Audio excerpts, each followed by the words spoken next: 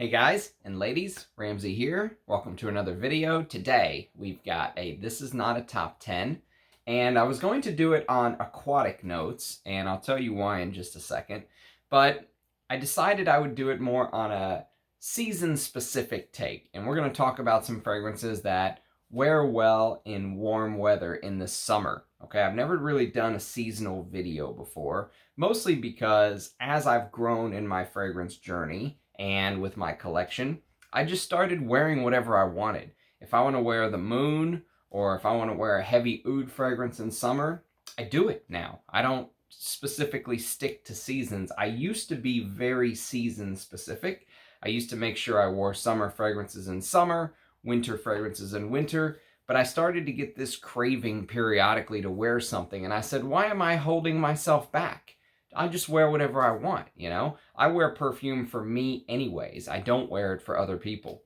And so if they don't like it or if they're offended, well, tough luck. And so I'm making this fragrance for people who do stick to seasons.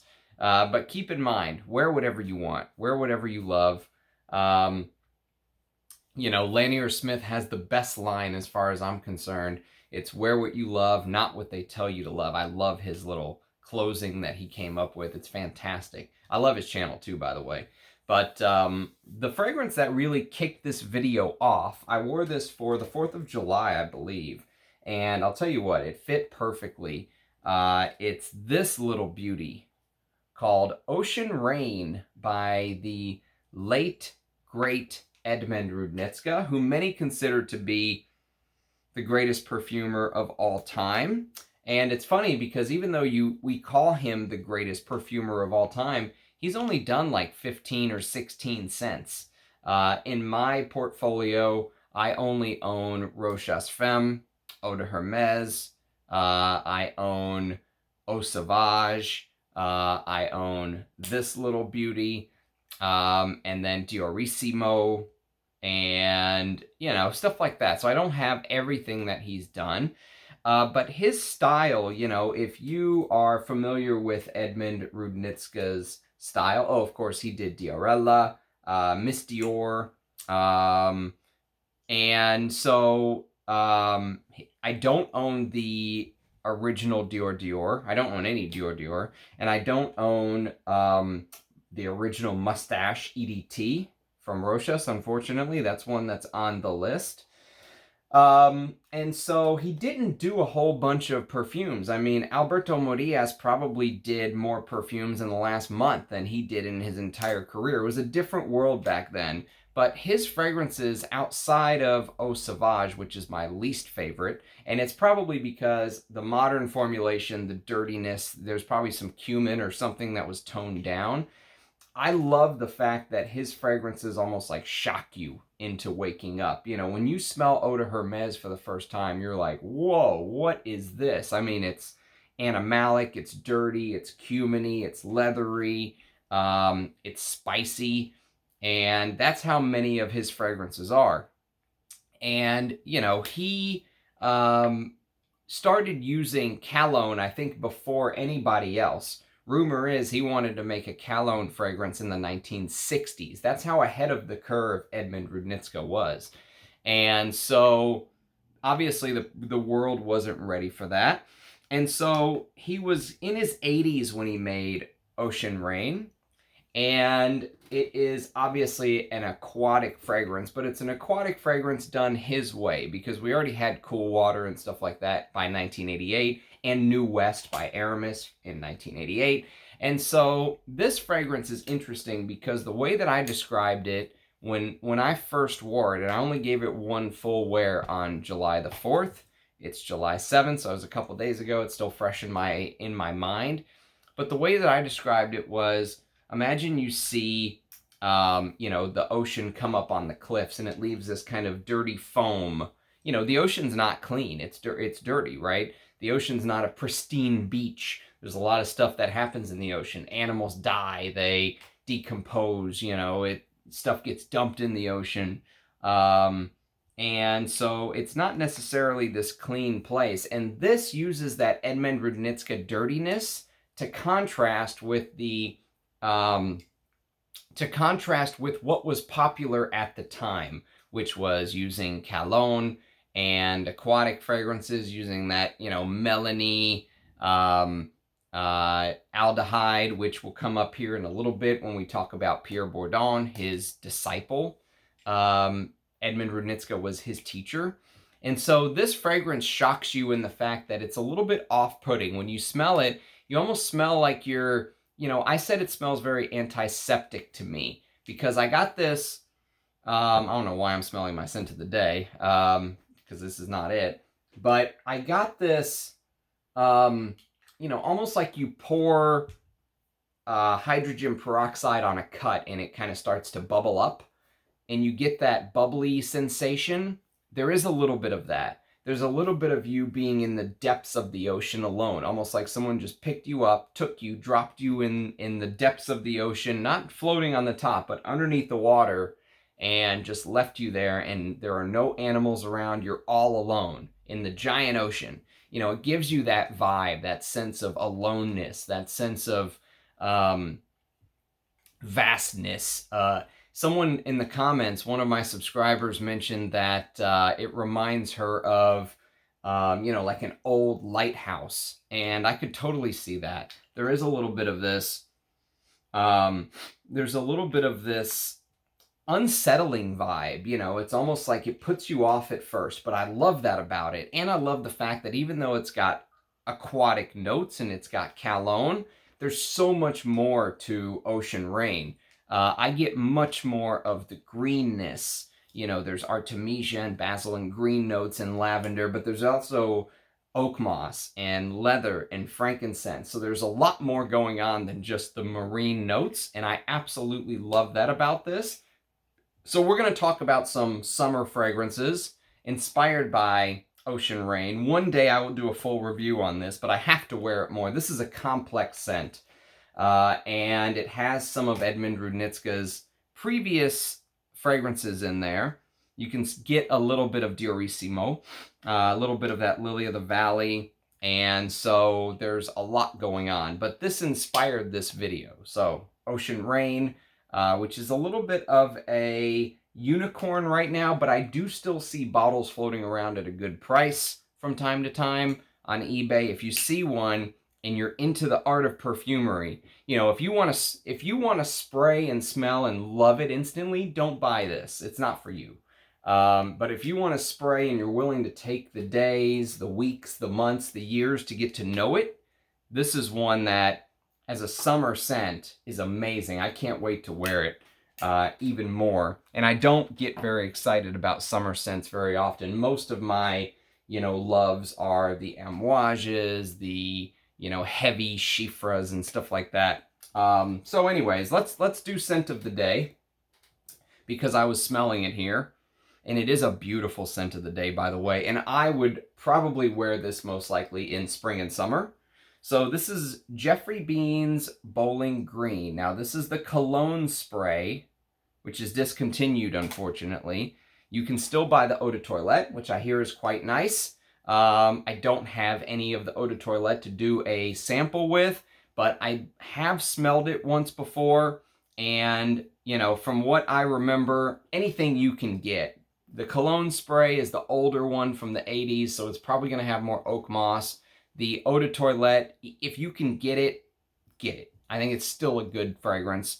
But Bowling Green, while there are a lot of green elements in here, there's basil and artemisia and oak moss and balsam fir and pine, so there's a lot of green notes. There's also a lot of herbal and earthy notes in here. But it stays in that fougere category. I love wearing fougères in the spring and summer. I usually don't wear fougères in the fall and winter. I'm usually wearing other things in the fall and winter, oriental fragrances and stuff like that. But this has this interesting spiciness, this, you know, herbal, in-your-face, sharp spiciness to it, but it's also got this earthiness to it. You know, almost like pine needles on the floor. That's how the hill turned green, from pine needles falling onto the floor. There's this earthiness aspect about it. I'm a big fan, and I'm glad I found a bottle. Thank you, Anuj, for getting me this old tester. You can see how old this one is, distributed by Jacqueline Cochrane, who stopped doing fragrances, I think, in 88, somewhere around there, maybe 89. So this bottle is an 80s bottle, and it's beautiful. The sprayer sucks, but the fragrance inside is absolutely stunning. So, Bowling Green is number 2. Number 3 is going to be a Trussardi fragrance. Actually, wait a minute. Before we go to the bottles, let's do the decants, because I got a few, and there will be a early impression on this fragrance. This is a Spirit of Dubai fragrance, and the Spirit of Dubai fragrance is called Bahar. And Bahar is their aquatic, if you will, or citrusy aquatic. It's got ozonic notes and citrusy notes and marine notes and aquatic notes and stuff like that. It also has fruity notes, but it also is mixed with that Arabic style of the house. You know, there's that big saffron, lots of cashmeran, immortelle, oud in the base. So it's an aquatic with a Middle Eastern style. Crazy mixture, but this is very interesting. You know, I'm not a huge fan of aquatics. I'll show you kind of my collection and what I tend to reach for in the summer if I want to be season specific. But this is very interesting. I will do a first impression on this video very soon, maybe even tomorrow. First impression on this fragrance. And then the next decant is probably one of the best ambergris scents money can buy right now without going and buying an old vintage that had tons of ambergris. This is a niche house called Les Indemodables. And the fragrance is called Ombre Suprem. Now, Ombre Suprem is an Antoine Lee creation who is making Eugene's fragrances, which I cannot wait to smell. But this has this unbelievable ambergris note. There's aldehydes. It's a little bit peppery, but it reminds me of just white flowers floating on a very calm sea, you know, and you're just looking out into the sea, and it just goes forever. You can see the horizon. The water is warm and inviting, but there's a little bit of that sparkly animalic ambergris underneath. You know, it's almost like, you know, when you're a kid and you're staring at the ocean and it's this picturesque view and everything's perfect in your little child brain, right? But then all of a sudden you're at the ocean, you see something happen. You see an animal get eaten by another animal. Maybe you know, if you're out in exotic waters, maybe a whale eats some fish or something, or, you know, a shark kills a seal, or, you know, if you're in my wife's neck of the woods, Louisiana, you see a crocodile grab a bird or something, you know, something that your child brain perceives as, you know, having some dirty parts of the world. The landscape is completely picturesque, right?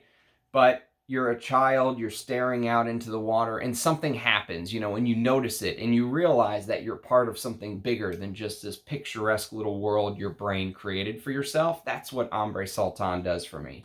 It's the ambergris note in here is very introspective. It's beautiful, actually. One of the most beautiful ambergris notes that money can buy right now. I wish I had a full bottle. I will survive on my decant. You can see the little dent that I've made in it. And this is why, again, you don't always need a full bottle of things. If you have people you can trust that do decants, this is a great way to add a fragrance to your collection, and you don't always need 50 or 100 mils. Okay, next we're going to do the Trussardi that I tried to grab earlier. And look at the color. It looks like a beautiful, picturesque water somewhere at a resort, doesn't it? This is Trussardi Python Uomo. Now, the women's Python is completely different. It's more sandalwood, remind you a little bit more of Samsara. This is more fresh, it's green, it has lots of Middle Eastern notes to it. There's olive, there's cypress, there is teak wood, there's olive tree bark, there's tea, there's a calming tea note in here.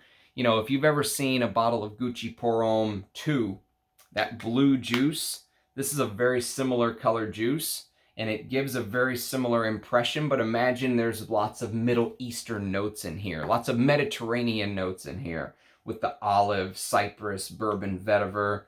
It just gives that very unique, you know, and this came out in 2001, so aquatics were still a thing, you know, but they were starting to maybe dip a little bit in popularity. So Trussardi obviously wanted to have a popular fragrance, but be different. And I think Louise Turner did that with this fragrance. She created something that is very unique, which is hard to do when you're creating an aquatic. I mean, how many times can you create an aquatic fragrance, right? So one of the ones I actually have in my collection, and I like, if you just want something fresh, a little bit of sweetness from the orange blossom and tonka, is a fragrance done by master perfumer Michel Almarac. This is Sculpture Homme. So you can see the crazy beast on the front, the lion with wings, and Nikos Sculpture Homme is this white floral. There's orange blossom and jasmine and lily of the valley. If you don't like white florals, that'll instantly put you off because it's there with the citruses of lemon, mandarin orange, and bergamot. There's also some coriander to try to keep it maybe a little bit more masculine. And then you're greeted with some florals, geranium and rose, amber, benzoin, tonka, and cedar. And this is a very fresh, really child of its times, you know, 1995, all about, it was all about the fresh fragrances. It was all about the aquatics, and this really fits right in. Not many people talk about this because it's a cheapie. I think I paid $15 or something for this 100 ml. But if you're into these kind of fresh fragrances, or if you're in a situation where maybe you want to wear a fresh fragrance because it's appropriate, I mean, Michel Almarac doesn't make bad perfume, so you can't go wrong with Nikos Sculpture Homme, and cool bottle, too. I do like the bottle. It's like a sail, you know, of a sailboat or something. All right, 2009 saw this little gem, Geranium pour Monsieur by Frederick Malle. And this is not an aquatic, but this is a very fresh scent. So you're hit with the freshness of mint and geranium in the opening, but there's still enough underneath to keep it interesting. It doesn't last very long. It's like 6 hours on your skin, you know, something like that. But the cinnamon and clove keep it interesting. The sandalwood and styrax and frankincense give it a little bit of a hefty base. But this is all about the freshness of mint and geranium. And so there's peppermint and mint in here, but it never goes toothpaste on me. And this is another one that I would only wear in spring and summer. This would not be a fall, winter fragrance for me. But, you know, for the office or something like that, it's absolutely beautiful. All right, so let's go to a fragrance that Pierre Bourdon did and became a big hit for the House of Creed. Puff Daddy, you know, loved this fragrance. He used to show it off in his videos and all that good stuff. He proclaimed his love for it extensively. Extensively, it's documented that P. Diddy loved this fragrance. And this is Creed's Millésime Imperial. Now, this is a vintage gold bottle. I think from the early 2000s or maybe late 90s. I don't know. But I do know that fresh fragrances have the hardest time being stored. And this, unfortunately, the opening notes have turned a little bit on this bottle. But it is, if you've smelled Ocean Rain by Edmund Rudnitska, the base of Ocean Rain, I think really inspired Pierre Bourdon to work off of that. And there's a fragrance that's coming up at the end of the video, which I don't know for sure if Pierre Bourdon made that fragrance, but I think he did. If he did, I think it's even closer to Ocean Rain. but I think the base of Millésime Imperial is maybe a little bit closer to Ocean Rain than the fragrance we're going to talk about at the end of the video. But this is iris with this marine note. There's this salty, you know, watermelon, ambergris vibe about it. There's this Creed musk and sandalwood, you know, that they're very popular for in the base. And, you know, if you've ever smelled this, it is very unique. And it does stand out, and you can totally see why it was a hit. And Creed does fresh fragrances.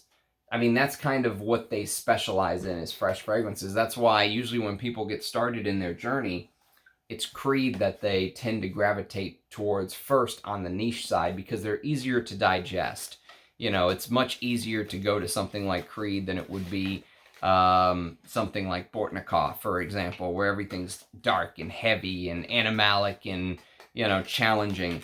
And then a year after Millésime Imperial, in 1995, they put out this little beauty, which is Silver Mountain Water, which unfortunately the top notes here are also turned.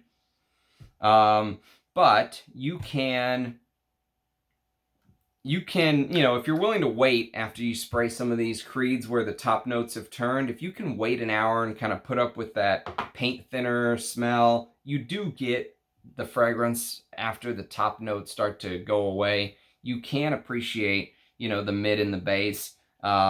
This is a fragrance that I have been through multiple bottles of. I think this is my second bottle. I can't remember, maybe even my third. But it's famous for that green tea with blackcurrant, and green tea and blackcurrant with this marine-like vibe, almost like, you know, ice caps on a mountain melting is the idea. And it's got that Creed sandalwood and musk base. Apparently this is also a Pierre Bourdon creation, so you can see the level of you know, the effect he had on the community. It's just that people didn't know this was Pierre Bourdon at the time. He would have been lauded as the best perfumer ever decades ago had they known of all of his creations. But Olivier Creed kind of went in there and scooped him up on the cheap and, you know, turned them into fragrances for his own house. But did it discreetly, and Pierre Bourdon didn't get credit for it, unfortunately. Okay, 2007, so now we're a couple years before Aventus came out. I'm not including Aventus on this list, but Aventus is a fragrance that I also will usually wear in the spring and summer. This is Virgin Island Water, and you can see how much I've got left. Just a little drop, maybe enough for one more wear, and I'll do a video on it once I kill this bottle. But the name water is literally in the name of the fragrance, Virgin Island Water, but it's really about coconuts and lime and this white rum. So it's almost like you're sitting on a beach. It's like you're sitting on a beach. You are sipping, you know, you're sipping a, you know, you're sipping a tropical drink of some kind. And there is also this hibiscus note, which is pretty prominent to me. The hibiscus really stands out. And, you know, this is where the value for Creed really started to fall apart in my journey. Once I bought this, and I was like, this is just a coconut, you know, just a coconut with lime and some sort of like white rum note. And they say Tonkin musk, which is a very expensive type of musk, and some cane sugar. And boom, here's Virgin Island Water. Here you go, $500. You know, and I'm like, that's where the Creed really started to fall apart for me. And this was 5-6 years ago for me, before the book came out and all that stuff on Olivier Creed, before the Ghost Perfumer book came out. But Is this a nice fragrance? Yes. Is it relaxing if you're on vacation or something like that? You want that feel like you're sitting on a beach by the water? Yes. Is it worth $500? Absolutely not. No way. It's maybe worth 100, if that. But I'm glad I got to run through a bottle and experience it and all that stuff. Okay, next we're going to do a fragrance from 1993 from the house of Guy Laroche, who did, of course, Drakkar Noir and stuff like that. So this one was a little bit of a flop for them. This is called Horizon. And look, does that not look like it's a little bit of an aquatic bottle? Like you're staring at some sort of water. I've got 4 of these. I bought them for like $7 each. I got an absolute steal. And they are Cosmere bottles. That's how little people care about this fragrance. But I think it's actually I think it's a good perfume. It does have that aldehydic opening with some sea salt. So you get a little bit of that aquatic vibe, but it goes into something completely different. So it turns into this green, almost like 1 foot in the 80s and 1 foot in the 90s. You know what I mean? Because it has this fennel-like smell. And galbanum and bay leaf and artemisia and thyme and pepper and pimento. Those are 80s, type notes for men. Oak moss, patchouli, sandalwood, cypress as a base. Those are 80s fragrance notes. But they just it's like they just took an 80s fragrance and they stuck this aquatic top on. So you get the aldehydes and the sea salt. And there's even some mint in the opening. So it's fresh.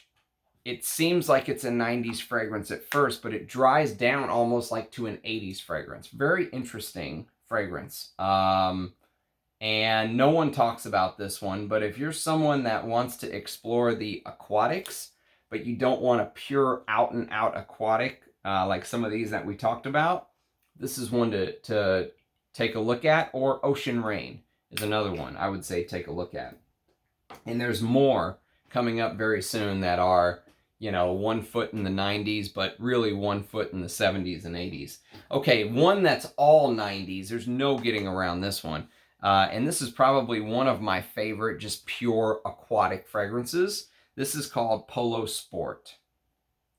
Now, I've talked about this fragrance many a times on my channel. I used it as a thumbnail for the 4th of July video because of the American flag.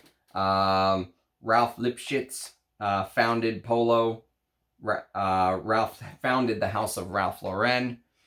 And so this is a fresh aquatic. It has aldehydes and lavender. And what's interesting about this fragrance is it's really floral, but it's hidden behind lots of other notes that make it so mass appealing. That floral heart of cyclamen, ginger, geranium, jasmine, and rose is kind of hidden behind this rosewood and guaiac wood and sandalwood and cedar. So it's a little bit woody, but it still maintains that fresh aquatic vibe. The color of the bottle is perfect. I mean, this was just an absolute hit. And if you can get an older bottle with the silver sprayer, the Cosmere version, do it. It's much better than the reformulated one with the blue cap. So, Polo Sport. Okay. Next, we've got Milano Cento. Now, this is a fougere, spicy fougere. I like wearing fougères in spring and summer, so I'm including it here, but this is not falling into the aquatic or anything like that vibe. This is more just fougere. And here's the fragrance, Milano Cento, for him. I like wearing this in spring and summer. It does open up a little bit like Koros. It has that, dirty civet-like opening, but that goes away pretty quick, probably within a couple minutes, 5 minutes. And then it turns into this traditional fougere, okay? So if you're a fan of the 80s fougères, check this one out. Beautiful lavender and basil, petitgrain, patchouli, cloves, sandalwood, cinnamon, stuff like that. Okay, back to the 90s. And this is a fragrance called Eau de Rochas. Now, this is 1993.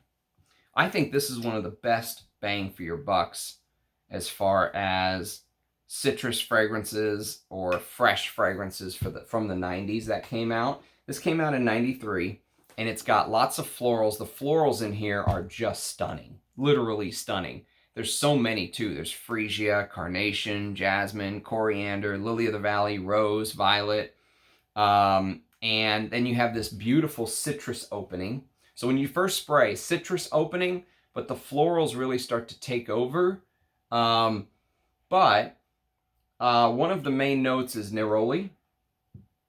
And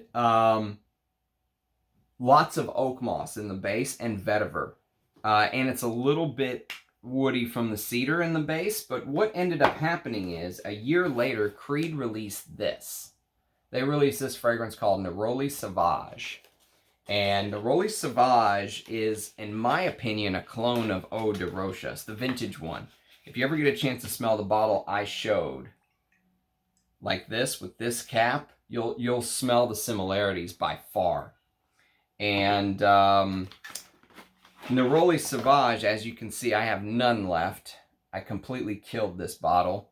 But these two are almost identical. So Creed copied Eau de Rochas, in my opinion, Eau de Rochas Homme. They put out this fragrance because they needed more fragrances to put out. They were putting out lots of fragrances in the 90s. And it is so close. I mean, it is so ridiculously close. I can still smell it from the cap. It's absolutely unbelievable. And then once I noticed that, my respect for Creed really took a big hit. And by the time I realized the connection between Eau de Rochas Homme and Neroli Savage, I was pretty much done buying Creed fragrances, unless it was a vintage. No more new issues for me. Okay, next, we're going to do a Salvador Dali fragrance. Now, this is a Gerard Anthony creation, one of the best perfumers of all time from the 80s, in my opinion, and 90s. But he tried his hand at this fresh, fragrance game, and he tried it with this. This is Laroche Horizon. You can see the beautiful sun. And it's got the Salvador Dali sad face on it. I don't know if you can see that. I love the presentation. It's absolutely gorgeous. The fragrance itself is a little challenging because it opens up kind of spicy. Almost like there's some, almost like there's a little bit of cumin in the opening or something, really spicy animalic. But then it goes down into this, spicy floral-like fragrance. You get a lot of geranium and jasmine and rosewood, amber, and cedar. As far as something fresh in the 90s, if you want to smell Gerard Anthony's take on what a fresh fragrance should be that's not an aquatic, check this one out. This is very interesting stuff. Okay, next we're going to go to the house of Kenzo, and this is a fragrance called Kenzo Homme. And this is a bottle, I think, that was done before LVMH bought them, but I could be wrong. It says Kenzo Parfums down below, but I don't know. I think the older ones maybe had a little bit more detail to them than this one. But it's basically a fresh aquatic scent. Has lots of this ozonic-like feel to it. So it doesn't feel like water, like you're getting marine notes. It almost smells like you're getting like this greenhouse effect. Like you're in the water. You're in the water, and you're smelling everything around you, if you will, but not the water itself, if that makes sense. It's a little bit fruity. It's a little bit green. There's florals here as well with freshness of juniper, but then it keeps that almost traditional 80s base of cedar, oak moss, ambergris, sandalwood, and as far as aquatics go, if you had to wear an aquatic fragrance, I mean, you can't do much better than stuff like this. You know what I mean? This is, these and some of the Creeds, you're not going to do much better than. The Creeds coming up at the end are some of my favorites to wear in the summer. Okay, now we're going to do a green fragrance. And so I mentioned Bowling Green has some green, obviously green elements to it. My scent of the day, and it does. It's beautiful. Trussardi has a green fragrance too. Look at their take on it. Look at the color of green they chose. They each chose a little different color of green, but the idea is the same. It's almost like Trussardi's take on an ultra green, spicy fougere-like fragrance. So many green notes here. Artemisia, galbanum, rosemary, oak moss. There's even this peppermint greenness when you first spray. But I love this fragrance. I think it's heavily underrated. No one talks about it anymore. It's long forgotten, Trussardi Action. And, you know, this is a little 25 ml, so I can just bring it with me if I wanted to. But I love these fragrances from the early 90s. And, you know, if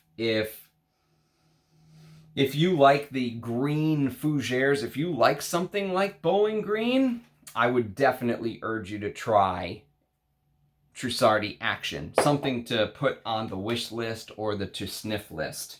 All right, let's do a modern cologne fragrance, if you will. This is an Alberto Mordias, and it's filled with modern synthetics, okay?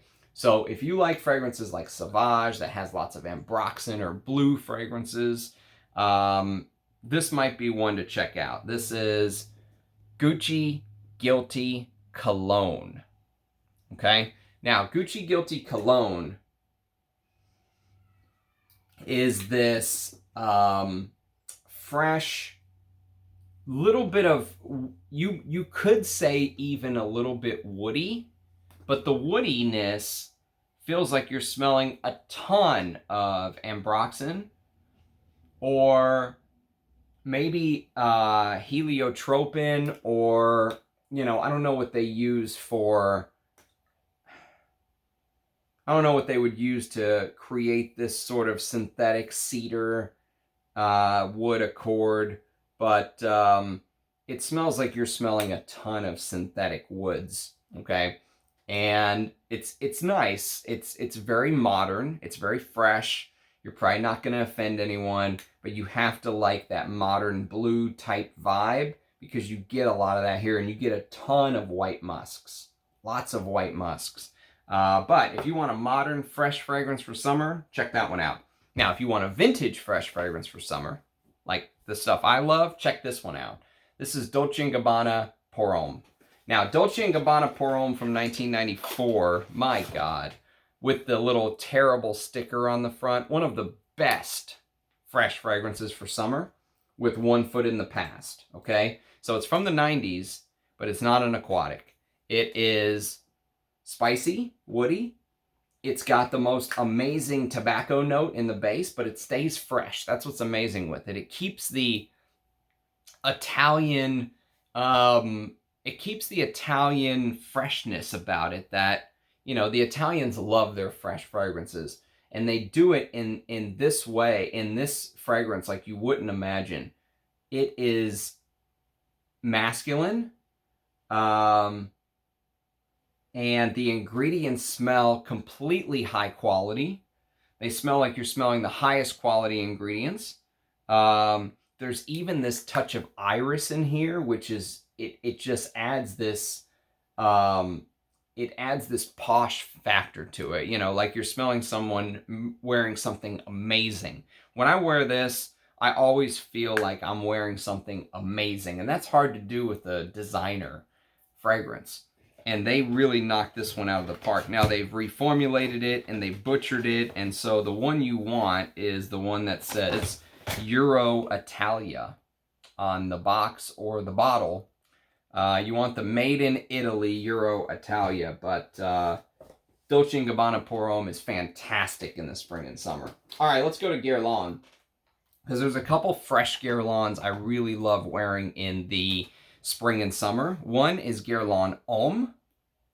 Now, this bottle has been changed. It's now known as Guerlain Homme EDP. So they have the EDT, the original, and the EDP. So they don't call it, this one is called Eau de Parfum Intense. They don't call it Eau de Parfum Intense anymore. This is now discontinued. And they now changed the name to Eau de Parfum. But it's supposed to be the same fragrance. And it's this very fresh, minty mojito. It's basically a mojito in a bottle, okay? So while I was saying that this is maybe more like, I don't know, a daiquiri of some sort, Virgin Island water is like a, you know, coconut daiquiri or something. This is a mojito, for sure. No doubt about it. It's mint and mojito and rhubarb. There's even a liqueur note, rum, but if you want to wear a liqueur-like fragrance for summer, for spring and summer, this is it. There's no doubt about it. This is ultimately, when all is said and done, when you get to when you distill this fragrance down, okay, you distill it down like vodka, you basically get a vetiver fragrance. This is a vetiver perfume that Thierry Vasser turned, and this was his first, I think this was Vasser's first main men's line creation. And he turned it into something where it's a vetiver fragrance, but you get all of these amazing notes, you know, and it's even, it's even got enough legs where if you wanted to wear this in the fall or somewhat cooler days, I wouldn't wear this in the, you know, peak of winter, but if you wanted to wear this in the fall, this would be a great freshie to wear in cooler weather, somewhat cooler weather. But I love this fragrance, and I think it's highly underrated, and I even love the bottle. I love the presentation, but don't pay big money for a vintage. Just go get the new stuff in the Eau de Parfum. It's perfectly fine. Okay, next, we're going to do another Guerlain. Now, this one I would urge you to, well, I'm going to do a comparison video. There's a fragrance called L'Âme d'un Eros, which I actually have right here. Okay, so here's L'Âme d'un Eros, which was in the Art and Materials collection or whatever they call it. This is Coriolan. This is my pick for a Guerlain fragrance to wear in spring and summer, which is interesting because rumor is, now these are supposedly the same fragrance. Guerlain loves changing the name on the fragrance and then reissuing it at a higher price. But this fragrance, in one of the best bottles you'll ever see, this little gun powder pouch bottle. So this fragrance, Jean-Paul Guerlain started working on when he was working on Derby, is the rumor. He was working on both of these together. Now, Derby came out in '85. This came out in '98. But he freshened it up a little bit. This did get freshened up, I think, with Neroli and citruses, and there's even a little bit of this fennel-like smell here. There's freshness of juniper, but there's also some heavier notes like nutmeg, peppery, oak moss. There's a little bit of leather and vetiver in the base and patchouli, but it's fresh enough that I love wearing this in the spring and summer. And you'll realize that if you own this fragrance or if you get to smell it. The citruses in the top, the petitgrain, the sage, the green basil, it just works lovely in the summer, in the warmer weather. So those are the two Guerlains.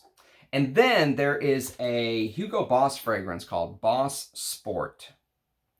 And there's a couple versions of this. There's one with a red cap. There's one with a black cap. They're both eau de toilettes. I think they're both the same fragrance, but someone said they're different. I don't know. I've never compared the two.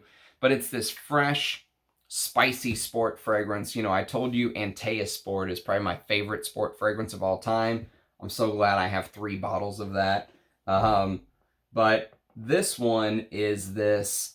it opens up with this interesting mixture of mugwort, tagetes, bergamot, and then this beautiful carnation, beautiful floral heart, but it stays very green, country club green. You know what I mean? 80s country club green. It's amazing. And I miss fragrances in this style. But for summer, Boss Sport, I mean, you're pulling up to the country club in a Rolls Royce wearing Boss Sport. All right, so if you want something more mass appealing from 22 years ago, this is Burberry's Touch for Men. Now, Burberry Touch for Men is all about this white musk note, and it's a fantastic white musk because it's peppery. There's some violet leaf in the opening. It's spicy. It's a little bit woody, but it's so clean. You could spray this 20 times and you wouldn't offend anyone. But it's fantastic for summer and fantastic for spring. Burberry Touch for Men. All right, we're down to the last couple. So next is going to be Aramis Tuscany per Uomo.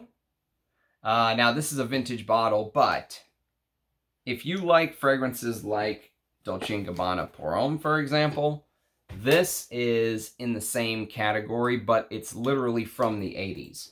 And this came out in 84, so you get that anise fresh. I was mentioning if you like wearing fougere-like fragrances with that fresh, sharp opening in the spring and summer like I do, Tuscany per Uomo should be on your list because it's got the most amazing lavender and anise.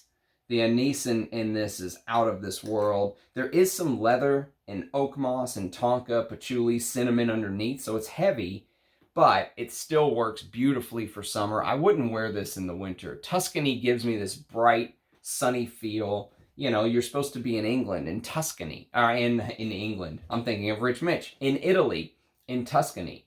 And it has that feel, that bright, sun is shining. You're overlooking the water, but it's not an aquatic. It's from the 80s, and it feels like an 80s fragrance, and that's what I love about it. It's fantastic. If you like anise, you know, if you like aniseed, anise notes, you have to check out Tuscany per Uomo. Fantastic in the warm weather. All right, now we're going to do a flanker. The flanker is of Sar, and it's Eau de Sar.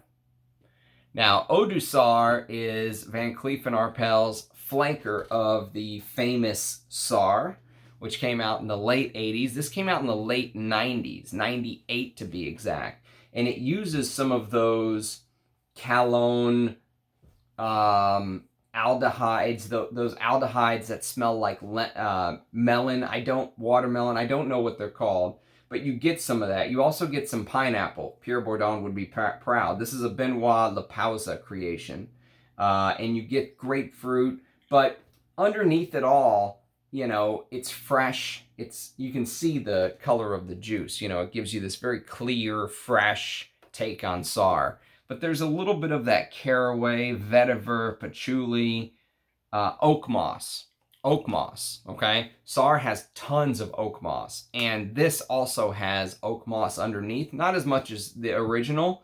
I honestly could wear them both in the heat, but if you want to be proper, and that's what this video is about, proper season, this should probably be summer, and Sar should probably be like spring and fall.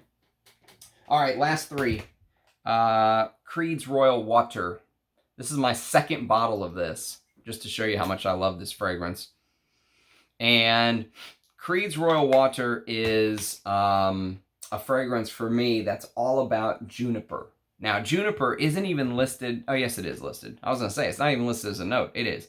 It's juniper with basil, peppermint, clementine, orange, bergamot, lemon, ambergris in the base, and Tonkin musk. But for just clear, look at the, you can see through the lettering, you know, this clear, clean look from the mid-90s. This is 97.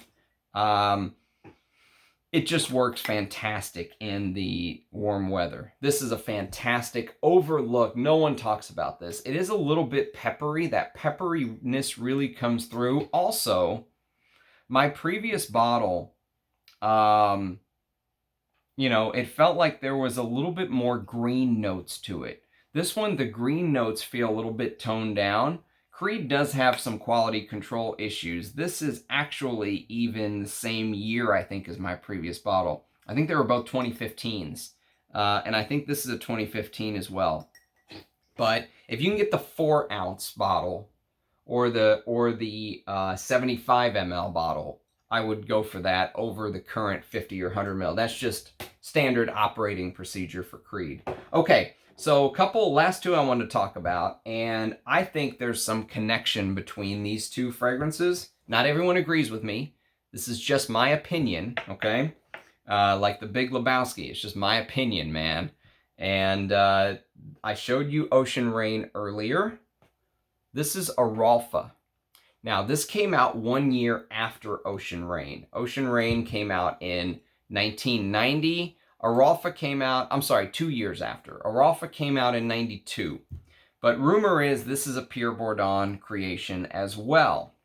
And he's playing with a couple notes. God, I love this fragrance. I love Aralfa. Someone said Aralfa is clean. I don't think Aralfa is clean. I think it's dirty. At least the older bottles of Aralfa seem dirty to me because you get this unbelievable mixture of cumin with melon and green notes like basil, rosemary, pine. Okay, so you get this green and dirtiness with cumin. You get this pepperiness, but floralness with the jasmine, the pepper, cyclamen. You get this ginger, so it's fresh. But then you also get that Creed sandalwood thing in the base they do so well with ambergris and oak moss. So it's a little bit of, crazy dirtiness like Ocean Rain. It's a little bit aquatic. It feels more modern than Ocean Rain does. It feels like it's been cleaned up a little bit. But maybe the newer batches are even cleaner, but these older batches that have the cumin, the ambergris in them, if it is real ambergris, I don't know. But it feels like the contrast between aquatic and, a little bit of dirtiness, a little bit of decay, and that crazy contrast between floral and green, or peppery and floral. And so you get the aquatic notes, but you also get the 80s, the oak moss underneath, and the sandalwood and cedarwood and stuff like that. It's just an amazing fragrance of contrast. There's even a violet note in the opening. No one talks about this fragrance. No one. Or if they do, they talk about it, the current version, as a fresh aquatic. I think this was supposed to be more than that. I think this was Pierre Bourdon experimenting with the DNA that his master put out a couple years earlier. And then this led to this, to Millésime Imperial. So there's a lot of, I think, interplay in the fresh aquatic world, if you will. And I think Edmund Rudnitska set that off in Pierre Bourdon's mind. And then after this came out in 95, I think Rudnitska passed away.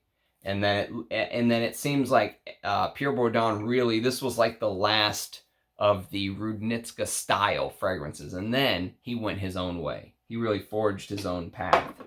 So the last one, speaking of forging your own path, is an amazing fragrance with amazing ingredients. And it's supposed to be an aquatic from the house of Jean Patou. And it's called Voyageur. And you can see the little ship on top, the cruise ship on top. Voyageur is a aquatic in name only, because you get the aquatic Cologne-like notes for probably 10, 15 minutes tops. 15 minutes tops. And then, this is a Jean Carlio creation, by the way, who loves the old style creations of perfume. He didn't like modern. He didn't want to make an aquatic. He was towards the end of his career. Apparently, the owner of Jean Patou at the time came to him and said, we want you to make an aquatic. And he said no. And they said, okay, we're not asking you anymore. We are now telling you as in-house perfumer to make an aquatic. And he went, ugh, fine. So he made one, but he made it in the most hilarious way ever, because you get the Cologne note for 15 minutes. I get it for about 15 minutes. Some people say 1 or 2 minutes and then it's gone. I get it for like 10 to 15 minutes. And then it really just dries into the things that he loves to use. You get tons of oak moss. There's supposedly real Mysore sandalwood in this, okay?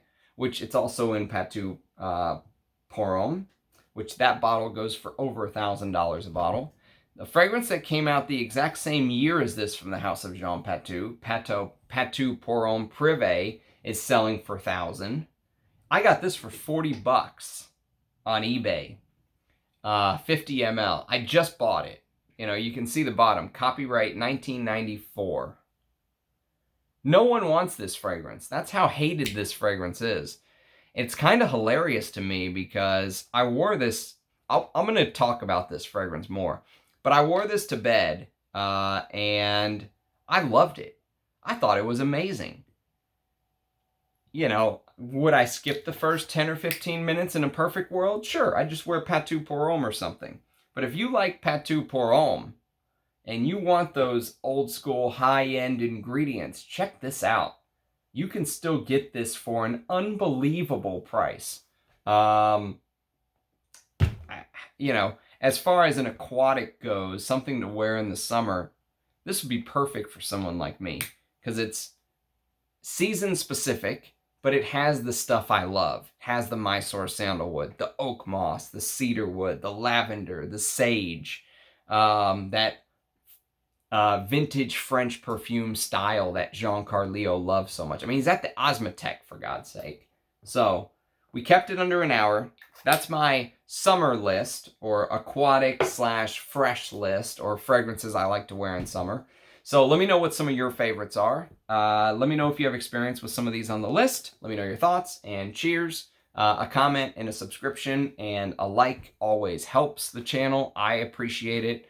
The support means a lot to me. That's why I'm doing this channel for you guys, because I was tired of some of the crap being put out on YouTube.